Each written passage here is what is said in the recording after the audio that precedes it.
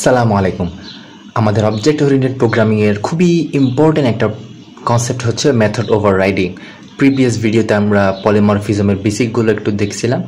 এই ভিডিওতে আমরা পলিমরফিজমের একটি পার্ট ওভাররাইডিং নিয়ে একটু ডিটেলসে গল্প করব। ওভাররাইডটা কী জিনিস? আমার কাছে একটা এনিমল ক্লাস আছে এবং একটা ডগ ক্লাস আছে। এনিমলটা হচ্ছে প্যারেন্ট, এটা হচ্ছে চাইল্ড ক্লাস। এর আমরা ইনহেরিটেন্সে দেখছিলাম। তো এখানে কী হবে, ডগেরগুলো এখানে ইনহেরিট হবে, এনিমলের প্রপার্টিগুলো ডগে ইনহেরিট হবে। সো এখানে সাউন্ড নাম একটা মেথড আছে, এখানে সাউন্ড, এইটার প্যারামিটার যেরকম এটার প্যারামিটার সেম, ইভেন রিটার্ন টাইপটাও সেম। সো ওভাররাইড এটা এখানে ইনহেরিট হচ্ছে।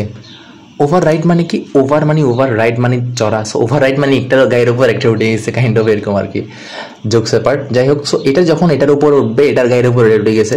সো যেহেতু সেম নাম, সেম টাইপস, সো ওরা কীভাবে বিহেভ করবে এগুলো হচ্ছে ওভাররাইডিংয়ে ডিসকাস করা হয়। So overriding in Java is when a child class provides a specific implementation for a method যেটা already defining parent class. So এটা already defining parent class. So এটা এর সাথে এটা কীভাবে ডিফাইন করবে বা কীভাবে বিহেভ করবে, এটাই হচ্ছে ওভাররাইডিং এ ডিসকাস করা হয়। আচ্ছা, আমরা দেখি। আমার কাছে একটা জো ক্লাস নিচ্ছি, দুজনই প্যাকেজ 1-এ আছে। প্যাকেজ নিয়ে তো আমরা ডিটেলসে আলোচনা করছি প্রিভিয়াস ভিডিওগুলোতে।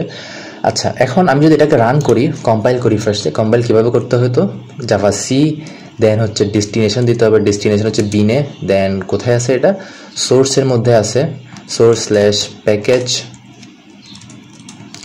PACK, বানান ভুল করা যাবে না। দেন হচ্ছে zoo.java। এখানে কিন্তু আমি দুইটা ফাইল কম্পাইল করতেছি, এই জন্য দুইটাকেই আমার দিতে হবে। দ্যাটস ওয়াই আমি এটাকে কপি করে স্পেস দিয়ে আবার দিই, অ্যান্ড এখানে হচ্ছে জাভা। সো এটাই দিলাম। এখানে এটা অলওয়েজ মাথায় রাখতে হবে যাতে আমি রুট ফোল্ডারে থাকি। আমার রুট ফোল্ডার হচ্ছে এই যে ড্রিমস, এটা এর মধ্যেই থাকি, যেটা প্যাকেজ 1-এর মধ্যে আছে। সো আমি যদি এখন এন্টার হিট করি অ্যান্ড আমি যদি এখন রান করতে যাই, তাহলে যে জাভা, তারপর কী করতে হইতো, ক্লাস পাথ -cp, এটা কোথায় আছে, বিনের মধ্যে আছে। এরপর হচ্ছে প্যাকেজ 1-এ থাকবে, প্যাকেজ 1 ডট কাকে কম্পাইল করবো আমি, জুকে, রান করব। এই যে জুর মধ্যে যেহেতু স্ট্যাটিক মেইন মেথডটা আছে, এই যে আমার বিনের মধ্যে প্যাকেজ 1-এর এই যে জু ক্লাসটাকে আমি রান করাচ্ছি।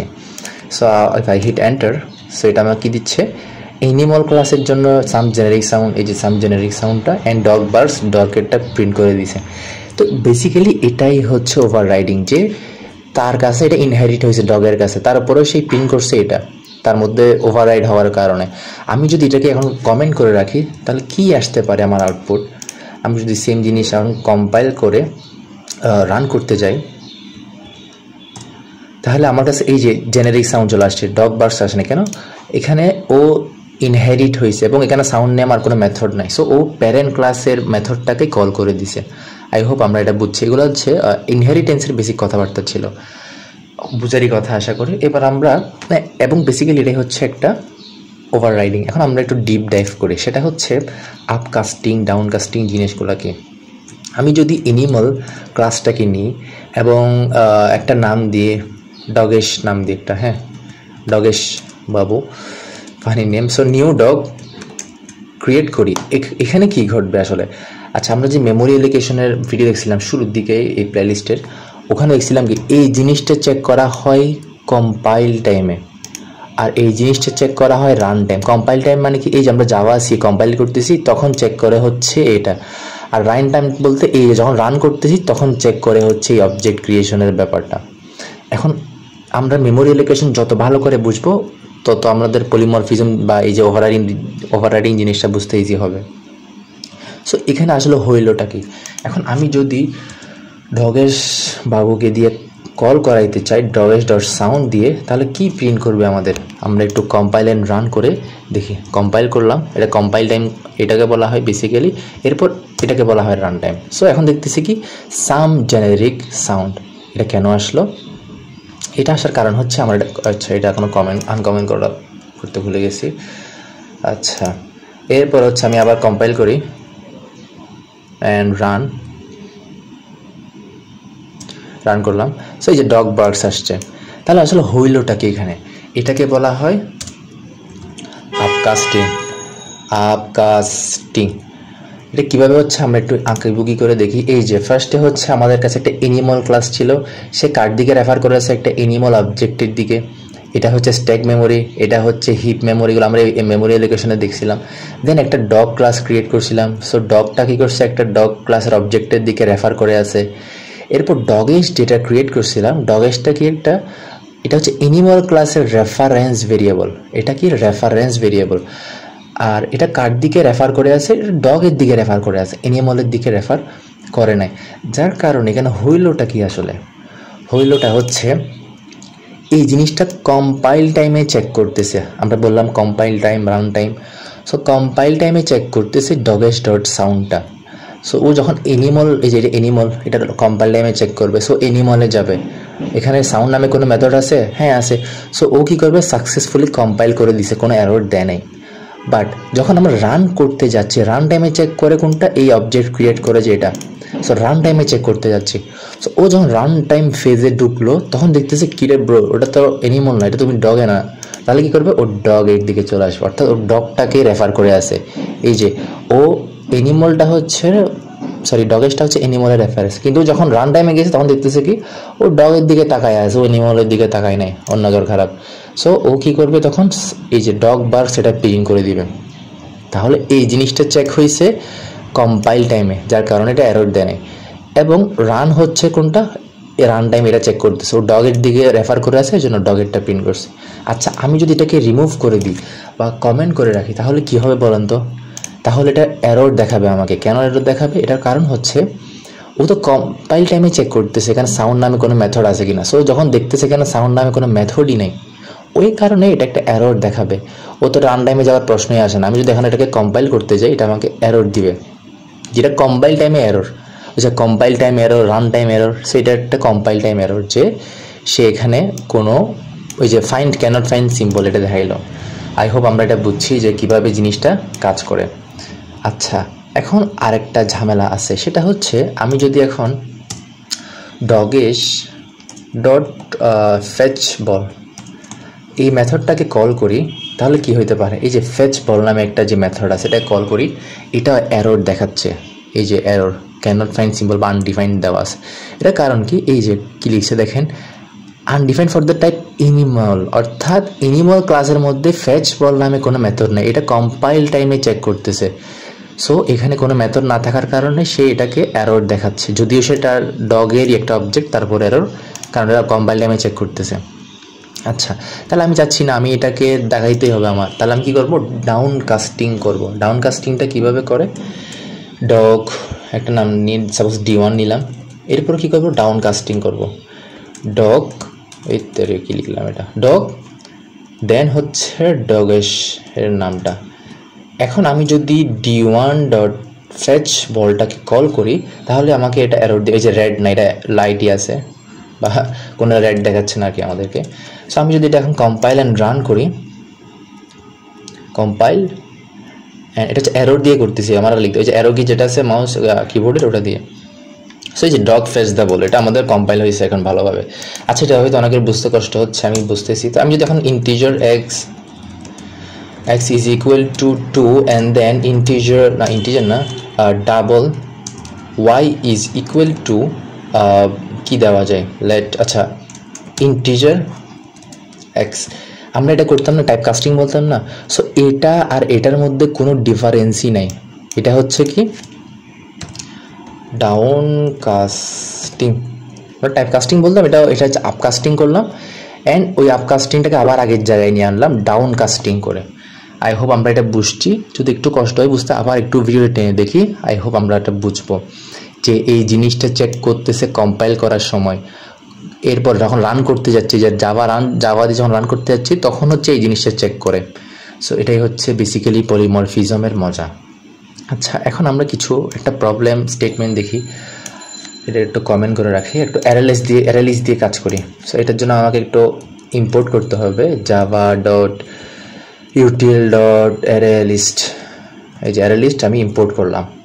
এরপর হচ্ছে আমি অ্যারেলিস্টের করি, একটা অ্যারেলিস্ট নিই, অ্যারেলিস্ট অ্যানিমালের নিই, অ্যানিমাল ভেরিয়েবলের নাম কী নয়, সাপোজ জু নিলাম, তো জুর মধ্যে আছে নিউ অ্যারে লিস্ট। আচ্ছা, তো আমরা অ্যারে লিস্টের ভিতর কী নিতাম, যে ইন্টিজার, ডাবল, স্ট্রিং, বিভিন্ন ডাটা টাইপগুলো নিতাম। সো এনিমলে কিন্তু একটা ডাটা টাইপ না, আমরা জানি কি ক্লাস আমাদেরকে কাস্টম ডাটা টাইপ ক্রিয়েট করতে হেল্প করে।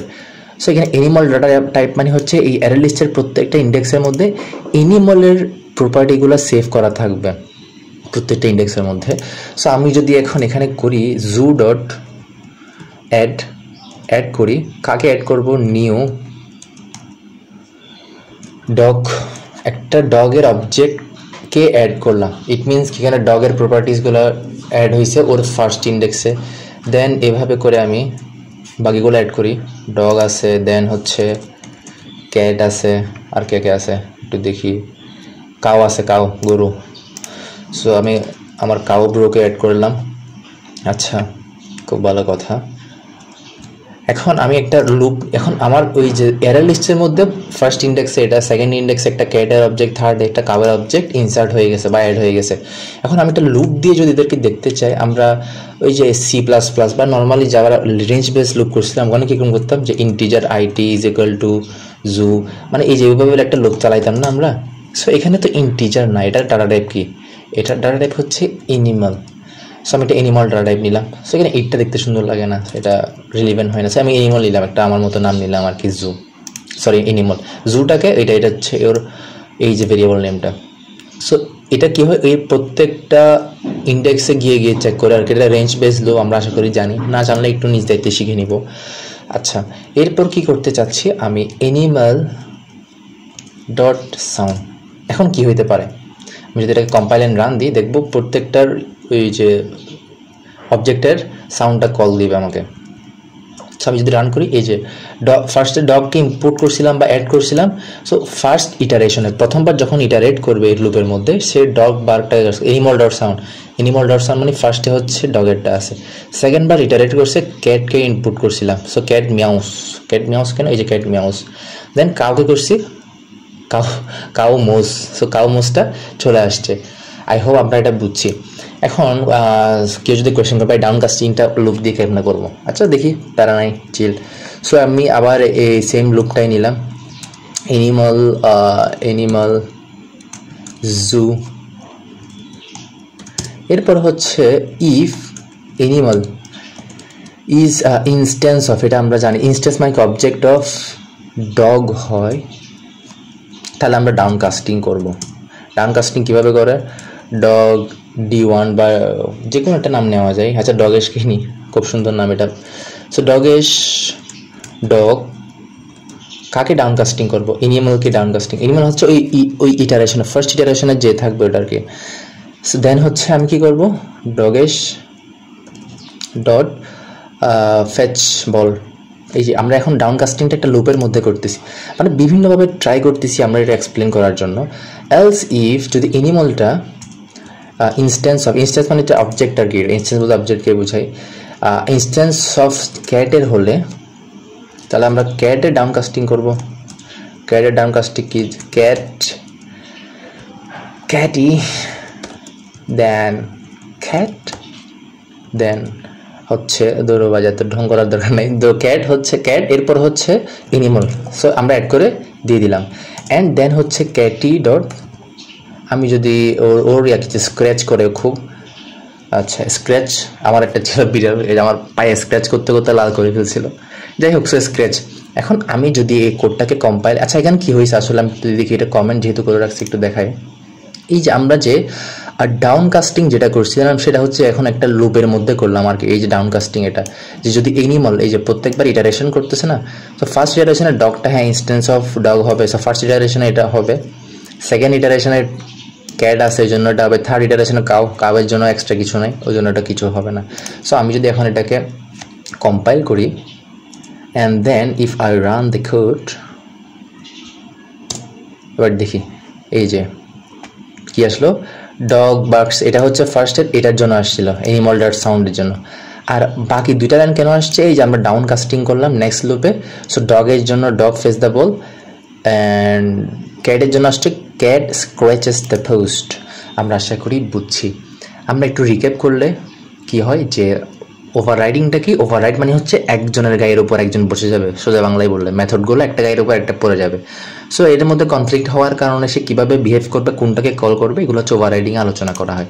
সো আমরা দেখছিলাম কি এখানে যে ইনি ফার্স্টে নর্মালটা দেখছিলাম, দেন আপকাস্টিং করলাম যে ওর প্যারেন্ট, এই যে রেফারেন্স ভেরিয়েবলের জন্য প্যারেন্ট ক্লাসকে দিয়েছিলাম, বাট রেফার করছিলাম অবজেক্ট ক্রিয়েট করার সময় ওর চাইল্ড ক্লাসের দিকে রেফার করছিলাম, এটাকে আপকাস্টিং বলা হয়। এরপর করছি কি এতে সাউন্ড করছি, বাট এটাতে একটা প্রবলেম ছিল, সেটা হচ্ছে আমি যদি ডগেস ডট ফেচ বল দিতাম এটা এরর দিত। সো ওটার জন্য আমি কী করছি, এটাকে ডাউন কাস্টিং করলাম, ডগেশ বাবুকে ডাউন কাস্টিং করে এটা এরপর ফেচ বলটাকে আমি করতে পারলাম, অ্যাক্সেস করতে পারলাম, সেম এস যেভাবে আমরা এভাবে করতাম ছোটোবেলায় ডাউন আপকাস্টিং, বা এটাকে ডাউন কাস্টিং বলে বা টাইপ কাস্টিংও বলা হয়, এটাই। এরপর আমরা একটা প্রবলেম সলভ করলাম যে একটা জুয়ের মধ্যে কি কি হচ্ছে, ওটা একটা অ্যানিমাল ডাটা টাইপ নিলাম, বা এটা একটা অ্যানিমাল ক্লাস আর কি বেসিক্যালি এটাই। সো এরপরে হচ্ছে এগুলো অ্যাড করলাম, অ্যাড করে একটা লুপ দিয়ে এটাকে আমি অ্যাক্সেস করাইলাম বা সাউন্ডটা শো করাইলাম। এরপর ডাউন কাস্টিংটা আর একটু দেখানোর জন্য একটা লুপ নিলাম। আচ্ছা আমি একটু স্পেস দিই, তাহলে আমাদের দেখতে আর একটু সহজ হবে, বুঝতে সহজ হবে। আই হোপ আমরা এটা বুঝছি। If you have any question feel free to ask, no problem. আসসালামু আলাইকুম।